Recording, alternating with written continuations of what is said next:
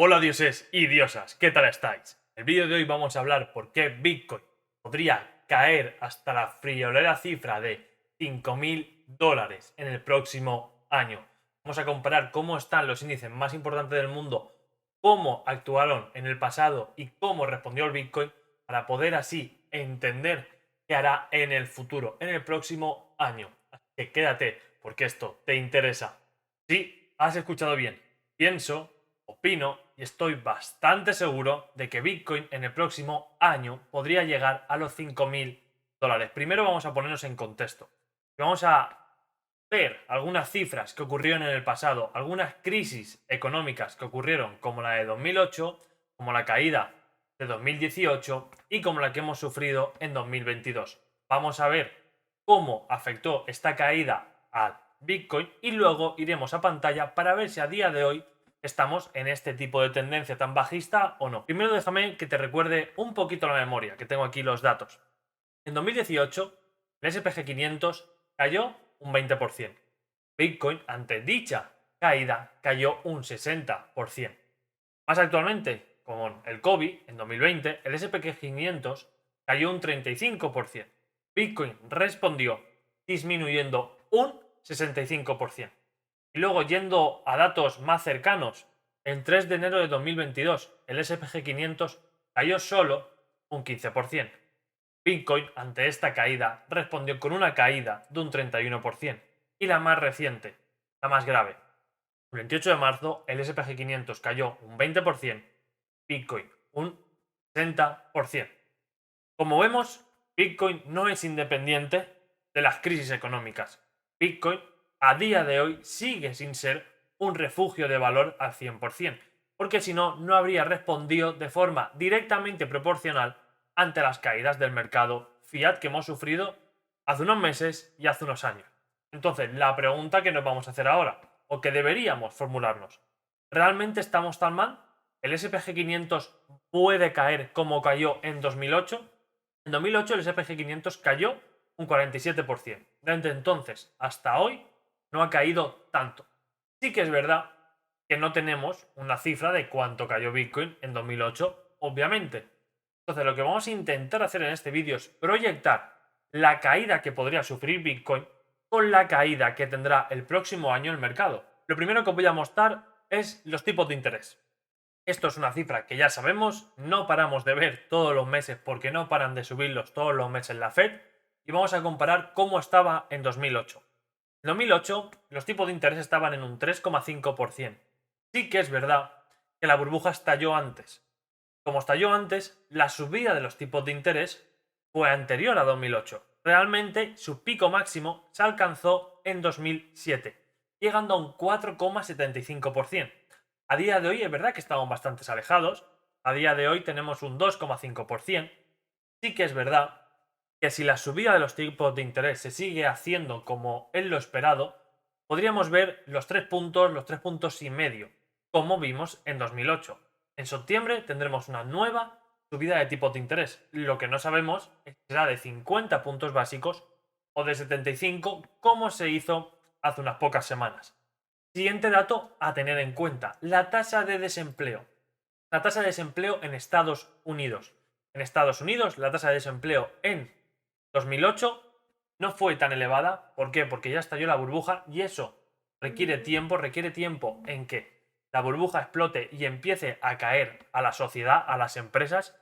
Y en concreto, el pico máximo se alcanzó sobre 2009 con un 10% de desempleo. A día de hoy no estamos ni por asomo tan cercanos, estamos solo a un 3,5%, es una cifra bastante positiva en ese respecto. Sí que es verdad que dejarme que os muestre que en 2007, en 2006, estábamos a un 4,5%.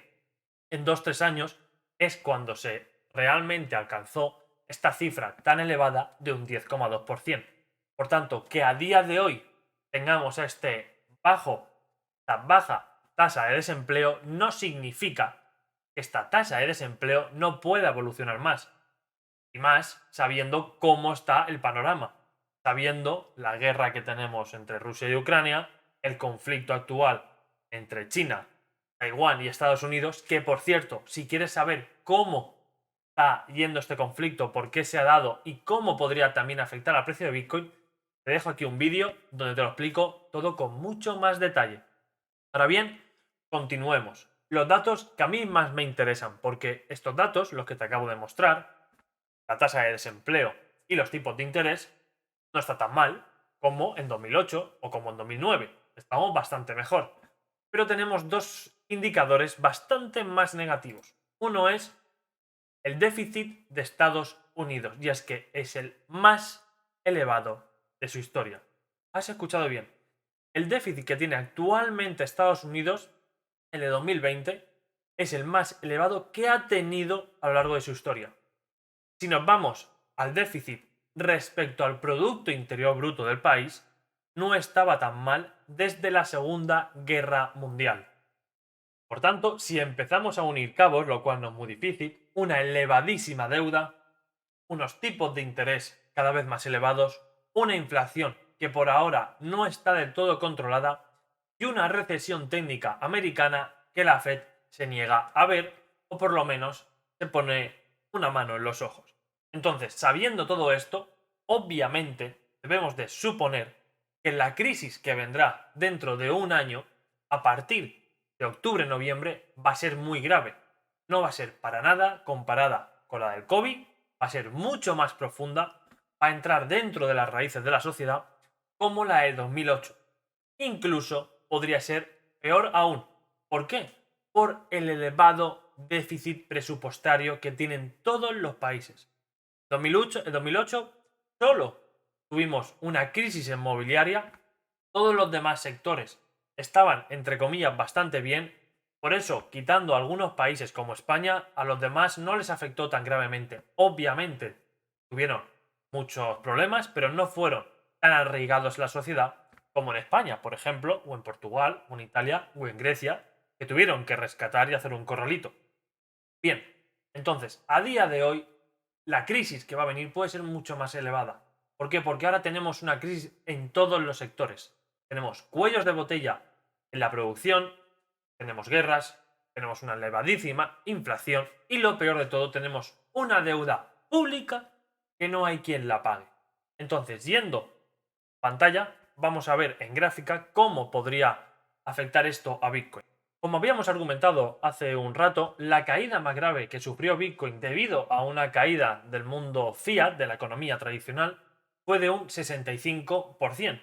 Y fue en la crisis de 2020, cuando el S&P 500 cayó un 35%. Por tanto, vamos a hacer dos suposiciones. Vamos a hacer que Bitcoin solo cae un 65% a partir del precio de hoy. Veremos dónde parará y luego vamos a hacer otra proyección. Vamos a hacer una proyección con una crisis económica más grave, con una crisis económica como la del 2008. Entonces, primero, viendo si cayera Bitcoin un 65%, a día de hoy iría a la cifra de $8.000. Pongamos que llega a 10.000, que no cae a los 8.000. Sería un gran batacazo que sufriría el mercado cripto, que sufriría Bitcoin.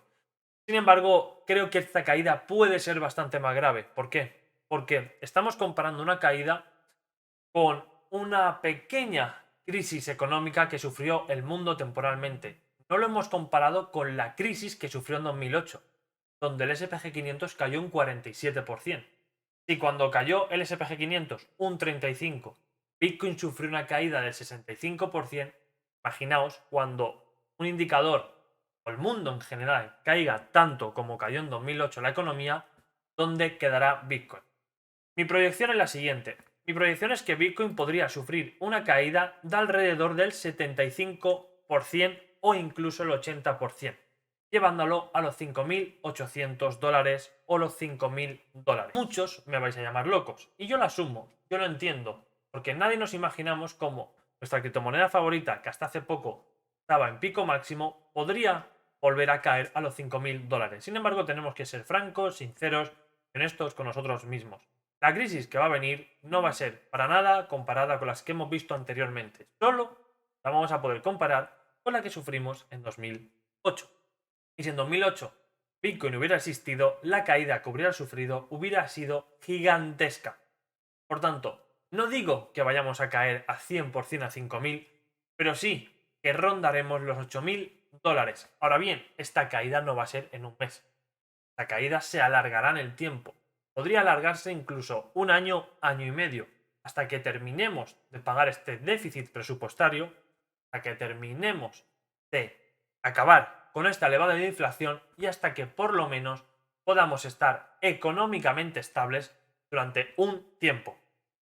Como ves, ha sido un análisis bastante profundo donde hemos tenido en cuenta muchísimos índices, muchísimos factores que podrían afectar al precio de Bitcoin. Espero que te haya gustado el vídeo. Es uno de esos vídeos que a mí me gusta porque entramos en mucho detalle, condensamos toda la información para que nos explote la cabeza, que aquí es a lo que venimos, a cada vez aprender más. Así que lo más inteligente que puedes hacer es preparar órdenes de compra, arreglo a tu estrategia. Espero que te haya gustado. Si es así, déjamelo en los comentarios, dime qué te ha parecido este vídeo, suscríbete a mi canal y dale a la campanita para que te salten nuevos vídeos. Y lo más importante, tengo un canal de Telegram donde semanalmente y diariamente pasamos información increíble sobre el mundo cripto. Espero que te haya gustado, si es así nos vemos mañana en un nuevo vídeo. Muchas gracias, hasta luego.